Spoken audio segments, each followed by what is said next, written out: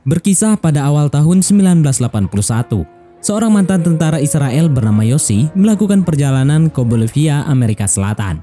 Jiwa petualangan yang dimilikinya persis seperti Mimin, dan hal itu pula yang membawanya untuk selalu petualang ke tempat-tempat yang baru.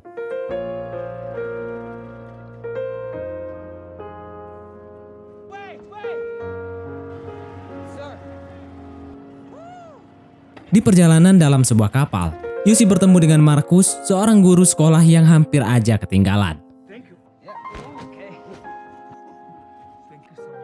Sebagai sesama petualang, mereka langsung akrab dan memutuskan untuk berpetualang bersama, hingga akhirnya mereka mendirikan tenda di area perkemahan.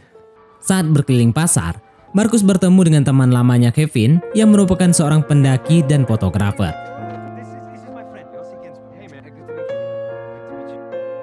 Dan diketahui, ternyata Kevin adalah pendaki yang telah berhasil mendaki semua gunung yang ada di Amerika Selatan. Kemudian, Yossi berkenalan dengan seorang wanita, dan mereka minum-minum di perkemahan dan tertidur.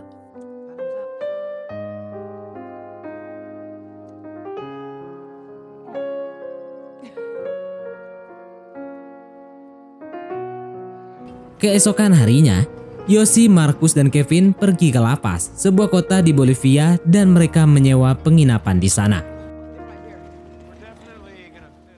Ketika Yossi sedang berjalan di pasar, Yossi disapa oleh orang asing dari Austria, kita sebut saja Roy. Lalu mereka mulai berbincang dan saling menceritakan pengalamannya. Roy bercerita dia pernah bertemu suku pedalaman, mendulang emas, dan menikmati keindahan pedalaman hutan Amazon. Hal itu dibuktikannya dengan menunjukkan foto-fotonya saat ekspedisi. Roy pun mengajak Yossi untuk mencari suku Toromonas, suku yang memiliki harta karun yang tersembunyi. Mendengar hal tersebut, Yossi pun menjadi sangat bersemangat. Dia mengajak teman-temannya untuk bergabung. Mereka hanya diminta $50 per orang untuk bekal di perjalanan. Selanjutnya, mereka dijanjikan bawakan emas oleh Roy untuk dibawa pulang. Setelah menyiapkan perbekalan, kemudian mereka berangkat menggunakan pesawat menuju Madidi Amazon. Sesampainya di tujuan, Yossi, Markus, Kevin, dan Roy memulai perjalanannya.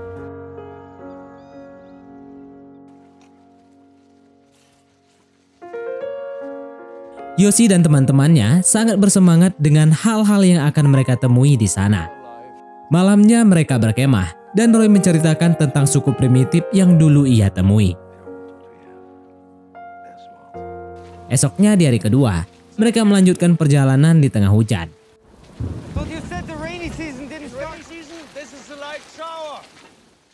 Pada hari ketiga, Markus mulai kelelahan dan mulai memperlambat gerakan mereka.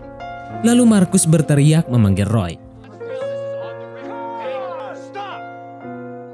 Hal itu membuat Kevin kesal, dan tiba-tiba ada sesuatu yang bergerak di semak-semak. Dan ternyata itu adalah penduduk lokal yang sedang membawa ternaknya yang sangat besar. Akhirnya mereka bertemu lagi dengan Roy dan mereka pun sampai di desa Asariamas.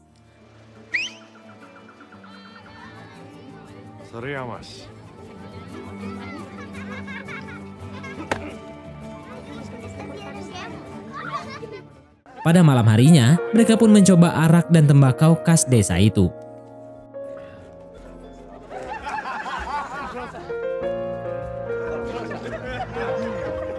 Esoknya di hari keempat, terlihat Markus yang sedang mengobati lukanya.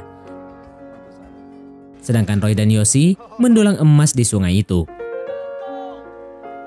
Lalu mereka berjalan melintasi sungai dan menemukan sekumpulan kupu-kupu di sana. Setelah itu mereka pun melanjutkan perjalanannya ke dalam hutan. Perbekalan pun semakin menipis. Dan ketika itu mereka melihat seekor monyet di sana. Dan tiba-tiba Roy pun menembak monyet tersebut dan membakarnya. Roy tampak sangat menikmati makanan hasil tangkapannya, sedangkan Markus melihatnya saja sudah mual.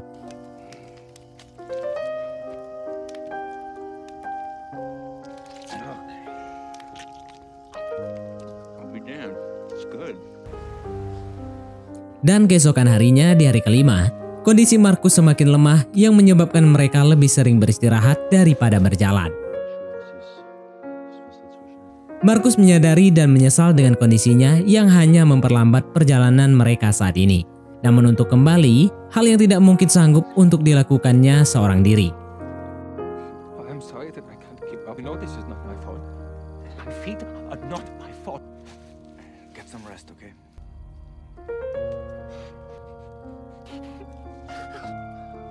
Di pagi harinya, mereka berdiskusi bagaimana caranya agar Markus bisa berjalan tanpa memperlambat perjalanan mereka. Dan akhirnya, mereka bersepakat untuk membuat rakit dan mengarungi sungai.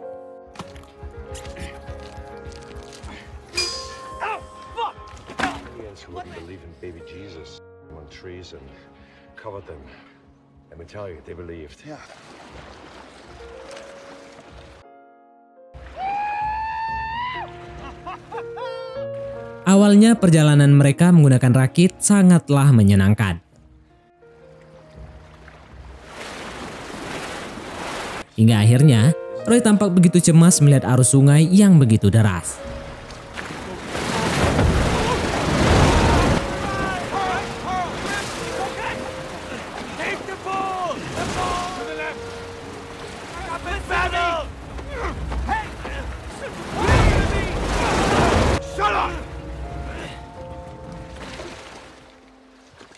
Karena emosi, kemudian Roy meninggalkan mereka di tepi sungai dan masuk ke dalam hutan untuk berburu.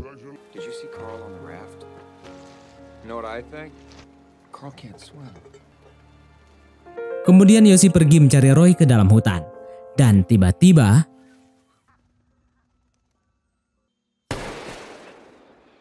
ternyata ada jaguar yang sedang mengintai mereka. Akhirnya, karena Roy dan Kevin tidak sepemikiran, mereka memutuskan untuk berjalan masing-masing. Roy dan Markus berjalan menyusuri hutan, sementara Kevin dan Yosi mengarungi sungai. Sebelum berpisah, Roy berpesan kepada mereka agar tidak mengarungi Malpaso San Pedro. Itu adalah jeram deras yang diapit dua batu besar, dan jarang ada orang yang selamat saat mengarungi jeram tersebut.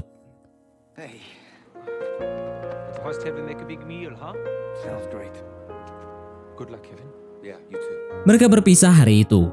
Kevin dan Yosi berangkat menyusuri sungai, sementara Roy dan Markus masuk kembali ke dalam hutan. Dan ini adalah momen yang tak akan pernah dilupakan Yosi dan Kevin, karena Markus dan Roy tak pernah keluar dari hutan. Dan hingga saat ini, mereka berdua tak pernah ditemukan. Oke lanjut, lalu sampailah mereka ke Malpaso San Pedro. Seperti yang dikatakan Roy sebelumnya, arusnya terlalu deras sehingga mereka kesulitan untuk mengendalikan rakit.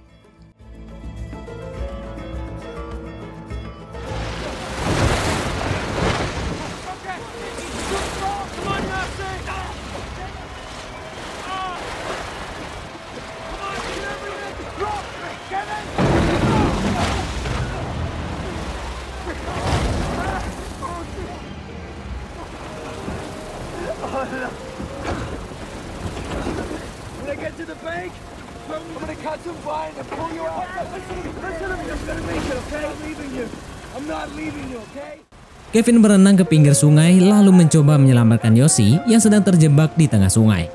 Tapi sayang, karena derasnya air, Yosi pun hanyut dan rakitnya hancur berantakan. Tapi beruntung dia tersangkut di batu dan berhasil keluar dari arus.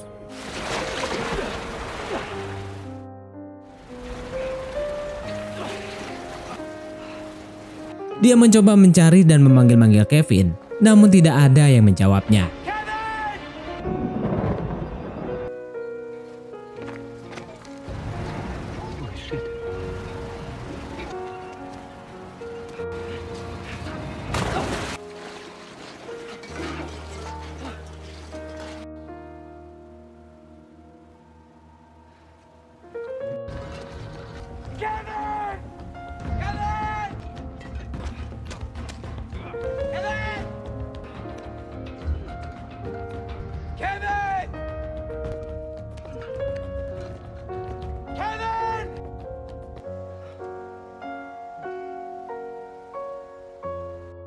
Hingga sore harinya, dia pun tetap tidak menemukan tanda-tanda keberadaan Kevin. Di hari ke-6, Yoshi memutuskan untuk melanjutkan perjalanannya. Di saat kondisi yang sudah lelah dengan perut yang sangat lapar, akhirnya Yoshi menemukan buah-buahan. Tapi tiba-tiba,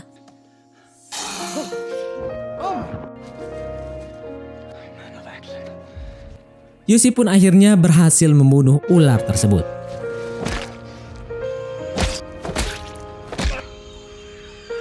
Malam harinya, Yoshi tidur di bawah pohon beralaskan daun. Kemudian dia bermimpi berada di sebuah restoran. Namun saat ia ingin memakannya, tiba-tiba di pagi harinya, Yoshi pun melanjutkan perjalanannya. Tiba-tiba, dia menyadari ada benjolan dan sesuatu yang bergerak di dahinya. Singkat cerita, malam harinya, Yoshi kembali beristirahat. Dan tak diduga, dia seolah melihat Markus. Namun saat dia menyalakan senter, Markus tiba-tiba menghilang. Lalu Yoshi mendengar ada sesuatu yang bergerak di antara semak-semak. Ternyata ada seekor macan yang sedang mengintainya di semak-semak tersebut. Kemudian Yoshi pun menyalakan gas tabung untuk mengusir macan itu.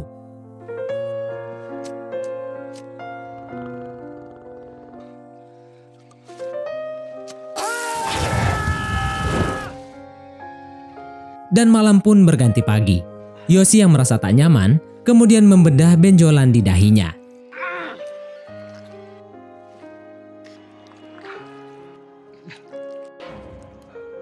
Ya, dan ternyata benjolan itu berisikan seekor hewan seperti lintah. Setelah itu Yoshi melanjutkan perjalanan. Dia menemukan bekas tebasan pohon dan di depannya dia menemukan 2 butir telur yang hampir menetas. Karena kehabisan bekal dan sangat kelaparan, akhirnya Yoshi memakan telur itu mentah-mentah.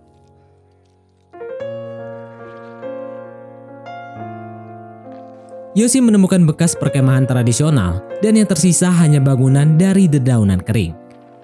Kemudian Yoshi membuka sebuah peta lalu berjalan seorang diri.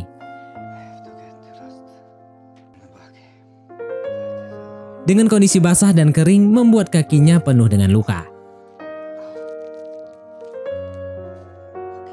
Tapi dia tidak punya pilihan lain selain terus berjalan.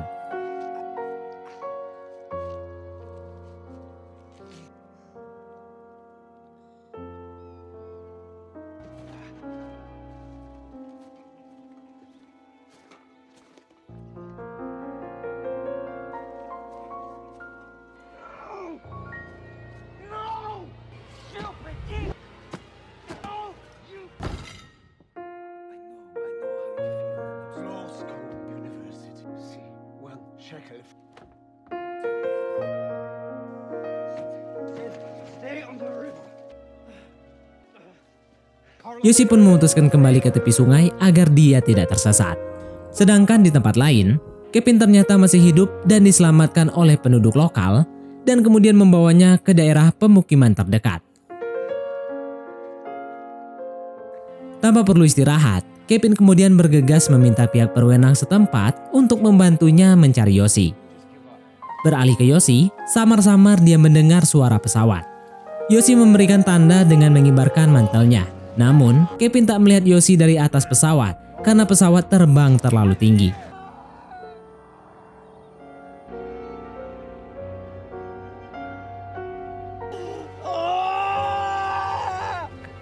Karena tak berhasil menemukan Yoshi dari udara, akhirnya Kevin diarahkan untuk menggunakan jasa nelayan lokal yang berpengalaman untuk mencari Yoshi. Setelah mendengar Yoshi hilang lebih dari 2 minggu, nelayan tersebut menolak untuk membantunya. Namun Kevin terus meyakinkan nelayan itu hingga ia ingin membeli perahu miliknya.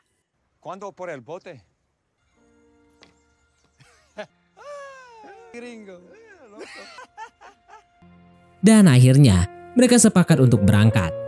Yoshi terlihat sudah mulai kehilangan harapan karena kesempatan untuk diselamatkan oleh pesawat sudah gagal. Tidak lama setelah itu, dia melihat seorang wanita.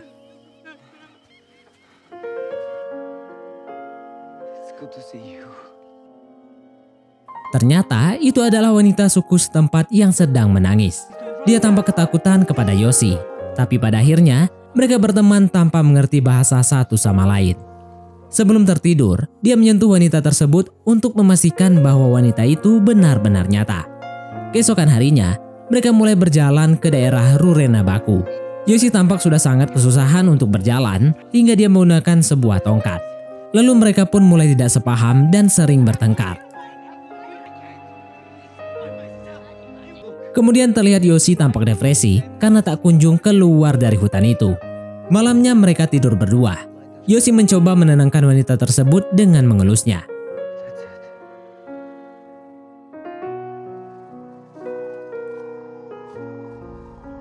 Di sini, terlihat bahwa Yoshi sebenarnya sudah mulai berhalusinasi dan sangat depresi dengan keadaannya. Pada hari berikutnya, Yoshi terus berjalan. Ia mulai sulit membedakan antara halusinasi dan kenyataan. Naasnya saat melewati hutan, dia terperosok ke dalam lumpur hidup dan badannya perlahan-lahan mulai terhisap sampai dia kelelahan dan tertidur. Saat terbangun, Yoshi melihat daun dan mencoba meraihnya. Dan perlahan, akhirnya ia menarik tubuhnya hingga dia bisa keluar dari lumpur tersebut.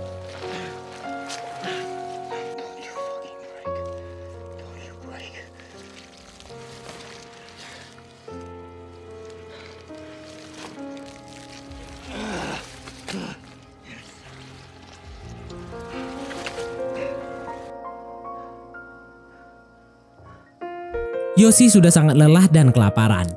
Dia ingin menyerah, namun tiba-tiba saja dia mendengar bisikan-bisikan kecil bahwa ia harus ke tepi sungai agar bisa ditemukan. Yoshi pun merangkak menuju pohon yang penuh dengan semut api. Lalu dia membuka bajunya dan menggoyangkan pohon tersebut agar semut menggigitnya.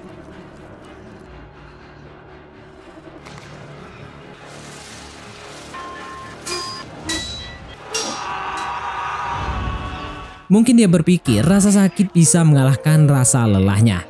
Hal itu membuat dia berjalan sekuat tenaga menuju ke pinggir sungai. Akan tetapi, sesampainya di sungai, dia tidak menemukan apapun. Malam harinya, hanya ada kura-kura yang menghampirinya. Dia kemudian berbicara kepada kura-kura tersebut untuk memotivasi dirinya sendiri. Dalam keadaan seperti ini, Yoshi pun sudah pasrah. Harapan untuk diselamatkan sudah tidak terpikir lagi. Seolah dia hanya menunggu untuk mati. Keesokan harinya, terlihat Kevin yang masih terus mencari. Akan tetapi mereka menepi. Mereka menghentikan perjalanan, melihat arus di depannya yang sangat deras dan sulit untuk dilewati. Akhirnya, mereka berbalik arah untuk pulang. Tapi tiba-tiba, Yoshi terbangun dan melihat Kevin berada tepat di depannya. Yoshi pun merangkak ke arah Kevin. Yoshi sudah tidak sanggup untuk berteriak lagi.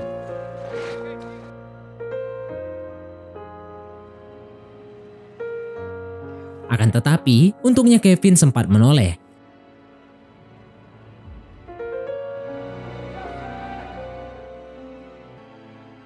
Di sini terlihat kondisi Yoshi sudah sangat lemah dan terlihat tak sanggup untuk berjalan lagi. Akhirnya, Kevin pun membawa Yoshi ke daerah Raranabaku. Penduduk setempat mengucapkan selamat karena telah berhasil selamat dari hutan. Setelah kondisinya kembali membaik, Yoshi dan Kevin kembali ke penginapannya di lapas. Mereka menunggu Roy dan juga Marcus berhari-hari, namun tetap tak ada kabar dan tidak kunjung kembali. Kevin dan Yoshi akhirnya menyadari bahwa harta yang paling berharga adalah nyawa mereka sendiri, dan film pun tamat. Makna yang mungkin dapat kita tangkap dari kisah nyata dalam film ini adalah untuk selalu berhati-hati jika akan memasuki sebuah tempat yang sebelumnya tak pernah kita kunjungi. Ada baiknya kita membawa seorang yang sudah mengenal daerah tersebut. Dan jika kamu tersesat di dalam hutan, pastikan kamu mencari arus sungai dan menyusurinya. Mungkin sampai di sini saja teman-teman untuk alur cerita film kita kali ini. Terima kasih buat teman-teman yang telah mengikuti alur cerita film ini sampai selesai. Sekian dari Mimin, sampai jumpa di konten berikutnya.